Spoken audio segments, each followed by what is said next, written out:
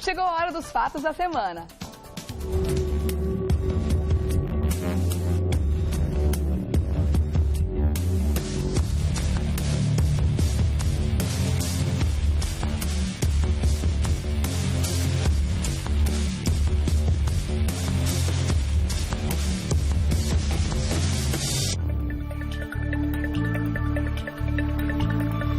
Em cerimônia simbólica, a Petrobras recebeu pequena parte ainda, do dinheiro que foi desviado da estatal. Veja aí. Em uma cerimônia realizada nesta segunda-feira em Brasília, o Ministério Público Federal anunciou a devolução de 157 milhões de reais à Petrobras. Esse dinheiro havia sido desviado pelo ex-gerente da estatal, Pedro Barusco, e se encontrava em contas secretas no exterior. Depois de assinar o acordo de delação premiada, Barusco revelou a localização do dinheiro e o Ministério Público pôde pedir oficialmente a devolução à Suíça. Os 157 milhões que vão para a conta da Petrobras correspondem a 80% dos 197 milhões que Barusco se comprometeu a devolver. Os 20% restantes ficarão retidos em uma conta judicial para ressarciamento de outras empresas ou órgãos atingidos pelo esquema. Já estamos aqui com o doutor Eduardo Leite. Bom dia, meu querido. Como é que você está? Bom dia, Jane. Tudo bem? Eu estou ótimo. Estou sempre bom. Ótimo. Que Temos bom. que estar, né? Temos que estar, né? Tá certo, é isso aí. E mesmo assim, comemorando, né, com essa pompa toda, esse troco que foi devolvido para a Petrobras por enquanto, a gente sabe que perto do valor que foi desviado, isso é uma parte ínfima, mas é claro, exige já uma certa comemoração da nossa parte, porque é dinheiro nosso que está sendo devolvido para a empresa, doutor Eduardo. Como é que você vê essa comemoração? Eu não sei se eu dou risada ou se eu choro, porque só faltam 6 bilhões e 43 milhões, entendeu? Tá. Então, olha, eu vou falar para você, cada dia que passa, eu percebo que, na verdade, nós nos sentimos no picadeiro. Parece Ou seja, mesmo, né? parece que todo mundo está fazendo papel de palhaço. Primeiro porque eu acho que não tem nada o que comemorar. Isso foi uma cerimônia que eu diria que não tem palhaçada maior do que isso. Para inglês ver mesmo, né? Isso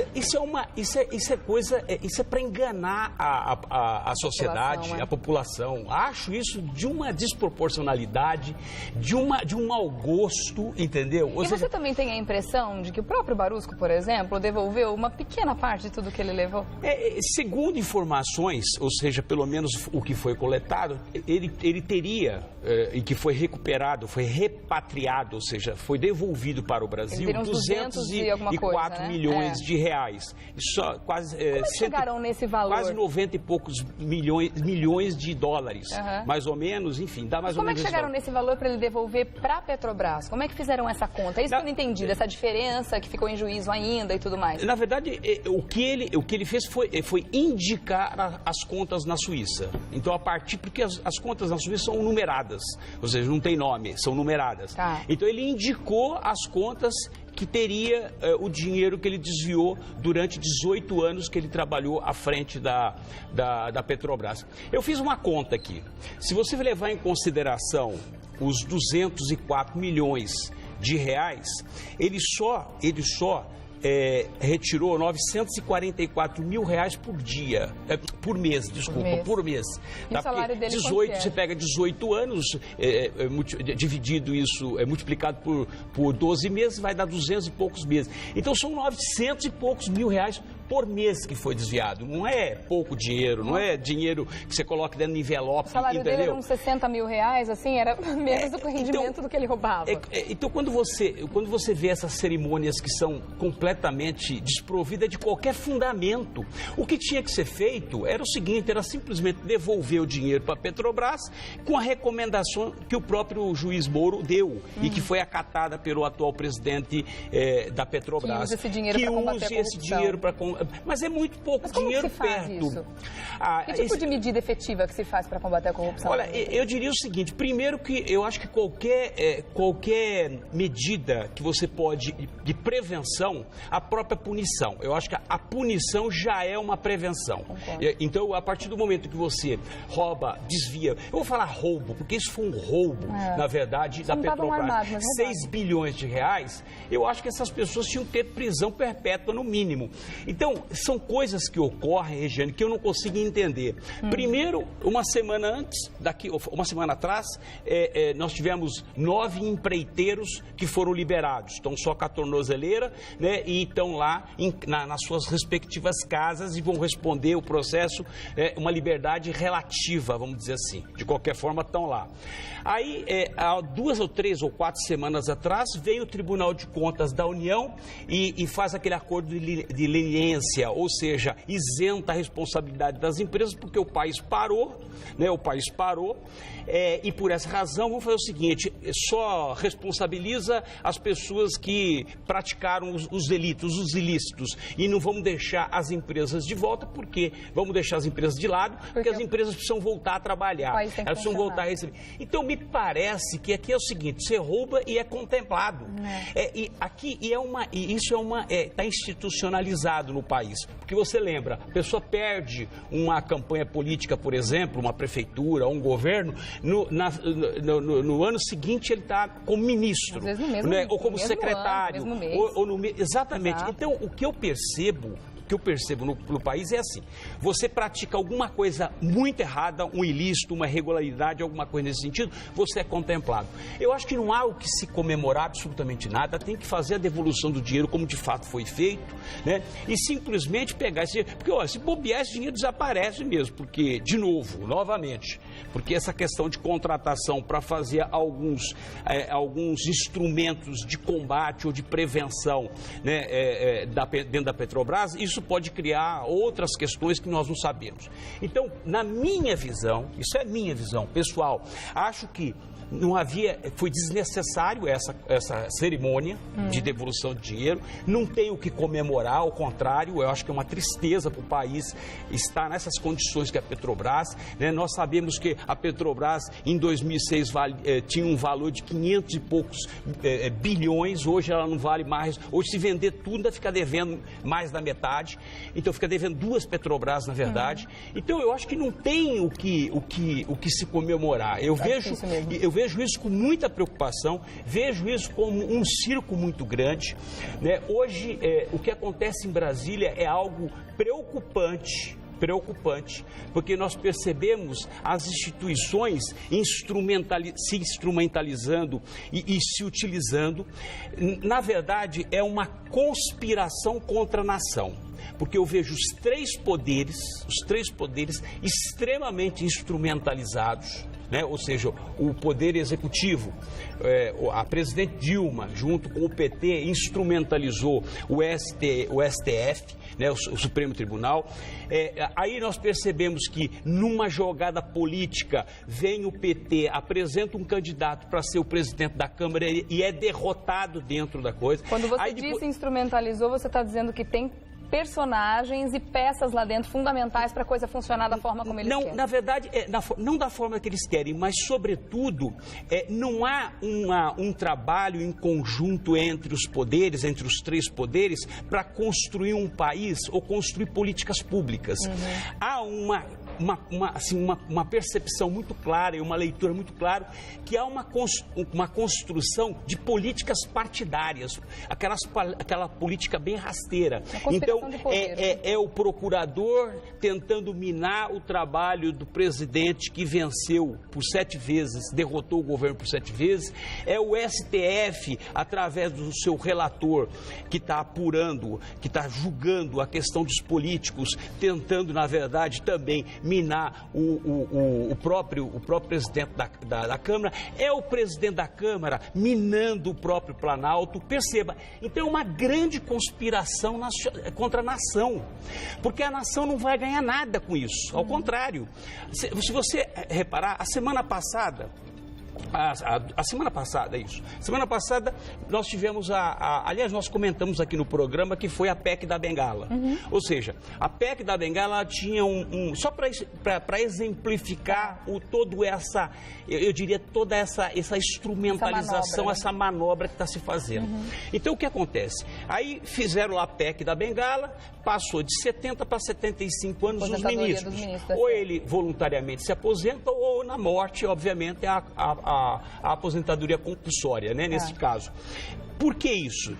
Por que a Câmara dos Deputados fez isso? Para que a Dilma, no segundo mandato, não indique 5 ministros. Tá? Ou seja, porque 5 iriam se aposentar com 70 anos agora, nesses próximos 4 anos. Tá. Aí vem agora uma outra PEC que está sendo apresentada para limitar em 11 anos a atuação do ministro do Supremo Tribunal Federal. Então, o que você percebe, e o que eu percebo claramente, eu não sei se eu estou sendo claro, mas há uma manobra, há uma conspiração contra a nação, que a nação não vai ganhar absolutamente nada, né? Ou seja, nem com a atuação do próprio Planalto, ou seja, do Poder Executivo, nem com a atuação do próprio Supremo Tribunal Federal, que vem autorizando busca e apreensão dentro do gabinete do presidente da Câmara, e o presidente da Câmara, na verdade, também articulando para que, obviamente, derrote, né, o Poder Executivo nessas PECs que estão sendo votadas. Então vamos situar o pessoal que está em casa sobre esse tema que a gente está falando agora, que é justamente a briga do Procurador-Geral da República, Rodrigo Janot, contra o Eduardo Cunha, que é o presidente da Câmara, né, do PMDB. O Janot, ele instrumentalizou, como você está dizendo, uma investigação em cima de uma documentação do Cunha, que também ele foi citado em uma das delações premiadas ali da Lava Jato. E o Cunha está querendo dizer que é pessoal, que ele tem uma rixa contra ele. Explica melhor essa briga entre os dois. Só para ficar claro, até para a gente, nós estamos falando de 2 assuntos, que é a questão da Petrobras, mas que elas estão intimamente ligadas. A Petrobras, se a gente for analisar, ela passou a ser um instrumento para desvio de dinheiro. Ou seja, assim como outras instituições, o BNDES, o Banco do Brasil, que já entrou em alguns escândalos, os Correios, né? Ou seja, Caixa Econômica Federal. Então, essas são empresas do governo que elas são instrumentalizadas para poder fazer desvio de dinheiro. Tá? E, ao mesmo tempo que se faz isso, tem que se apurar, tem que se punir. É o que eu falo. Quando não há punição, há impunidade. E se você tem a impunidade, você, na verdade, acaba configurando, você deixa que as pessoas continue fazendo isso, que foi o que aconteceu. E quando eu falo em manobra, uma coisa está ligada à outra. Por que essa briga do Procurador-Geral Janot com o presidente da Câmara, Eduardo Cunha?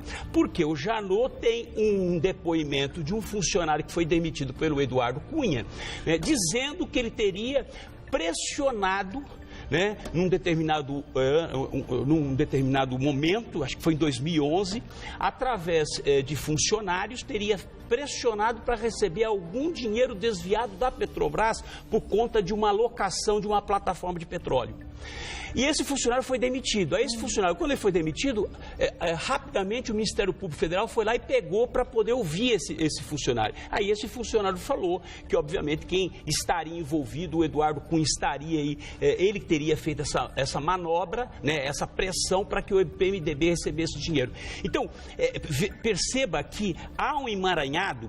Eu sempre digo o seguinte, quando você não consegue explicar, as pessoas, na verdade, acabam sendo confundidas. E o que hoje eu vejo, tanto o Poder Executivo, né, presidido pela nossa presidente Dilma, tanto o Congresso Nacional, que é a Câmara dos Deputados, e o Senado, a Câmara pelo Eduardo Cunha e o Senado pelo Renan Calheiros. E também pelo Supremo Tribunal Federal, eles estão fazendo um jogo perigoso, que é um jogo de poder, é um jogo de medir forças. E aí o que acontece? Quem é que perde? Por isso que eu estou falando. A gente, óbvio. Só a nação brasileira perde, ninguém mais perde. Então, o que acontece? O que ocorre com essas manobras que estão sendo feitas e com esse confronto que está ocorrendo, né?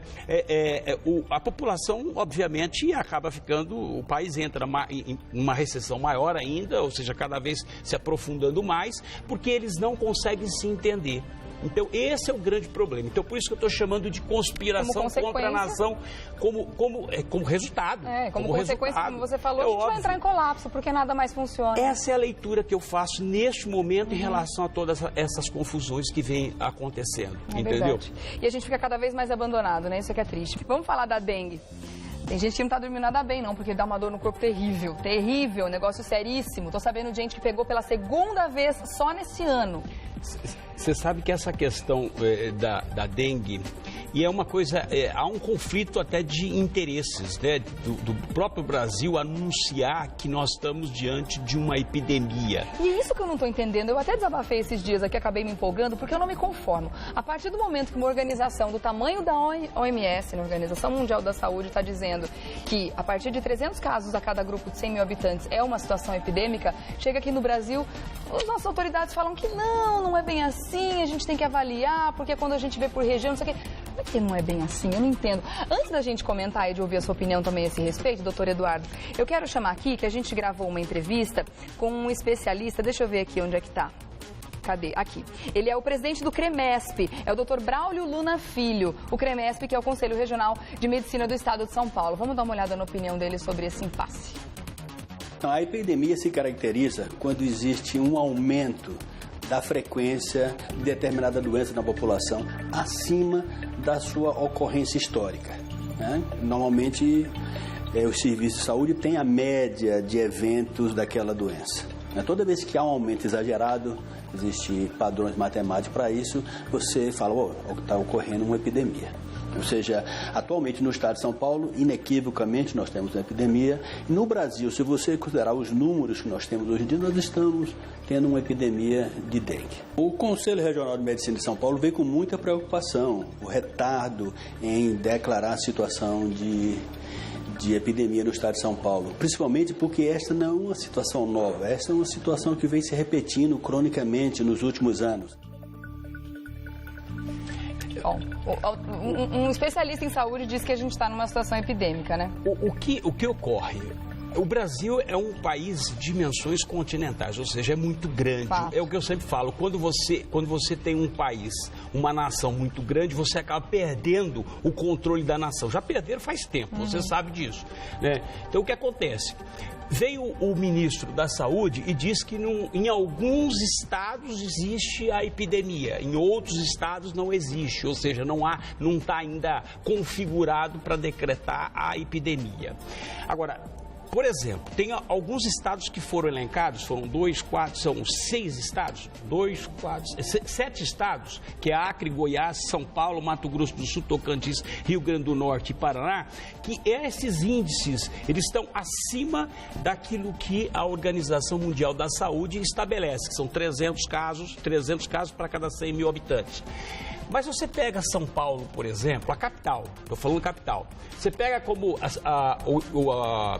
o bairro de Paris, que está com 1.400, 1.500 casos a cada 100 mil habitantes. Você pega, ou seja, um número 3 vezes, 4 vezes acima daquilo que a Organização da Saúde estabelece. Você pega, por exemplo, Brasilândia, nós tivemos 1.800 casos, né? Ou seja, a cada 100 mil habitantes. Então, muito acima, né? Então, o que acontece? Você pega, estamos falando de São Paulo, ou seja, você pega alguns bairros que você tem um índice de dengue muito superior a qualquer índice nível aceitável internacional. De mundo, exatamente. E assim como acontece nos estados. Se você pegar o estado do Acre, por exemplo, você tem 1.064, 3 vezes o número, né, o índice apresentado pela Organização Mundial da Saúde. Então, o que nós percebemos que realmente, de fato, tem algumas regiões do país, alguns estados do país, que a situação está muito mais alarmante. Em outros estados, menos alarmante. É óbvio que nós temos a questão da temperatura, que você sabe, a temperatura cai, o índice da doença, ou seja, a dengue também diminui, se reproduz mesmo, porque na verdade ele se reproduz com temperaturas altas, né? Ou seja, com um calor mais acentuado, enfim. E em São Paulo, eu acho que é onde a gente tem que ter uma preocupação, porque há uma concentração de 11 milhões de habitantes num raio de 80 quilômetros, mais ou menos, que é o raio, acho que é de 40 quilômetros, mais ou menos, entre um ponto e outro. Muita gente em pouco espaço. Exatamente. Então, eu acho que São Paulo, estamos diante de uma epidemia. Isso não tem a sombra de dúvida. E tá? muitas cidades do interior de São Paulo também. O estado de São Paulo está muito comprometido. Agora, o que eu acho, é óbvio que o ministro tem que ter cuidado com essa questão, porque você nunca sabe qual é o efeito prático. E aumentou muito. Você sabe que aumentou muito esses índices da dengue?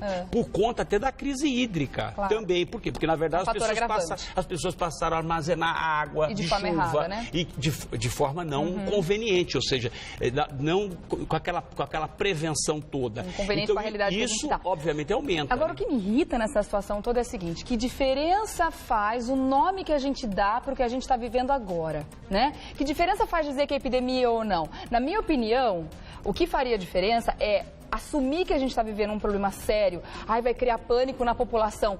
É isso que a gente está precisando, que as pessoas fiquem com medo de fato para ajudar a combater o mosquito dentro das suas próprias casas. Porque enquanto ficar falando que não tem epidemia, tá tudo bem, não tá tudo bem. As pessoas realmente precisam entender que a situação está fora de controle, que as autoridades não têm condição de controlar isso, porque o problema está dentro de casa também.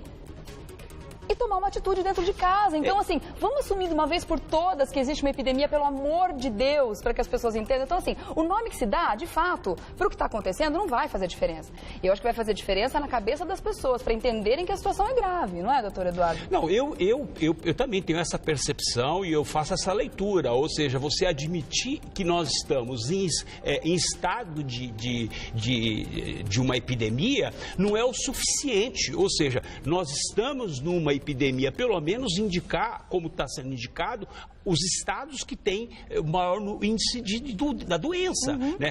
Eu vejo São Paulo com uma preocupação maior do que muitos estados por aí, em função da concentração de pessoas. É óbvio, você tem uma concentração de pessoas, tem uma concentração de mosquitos.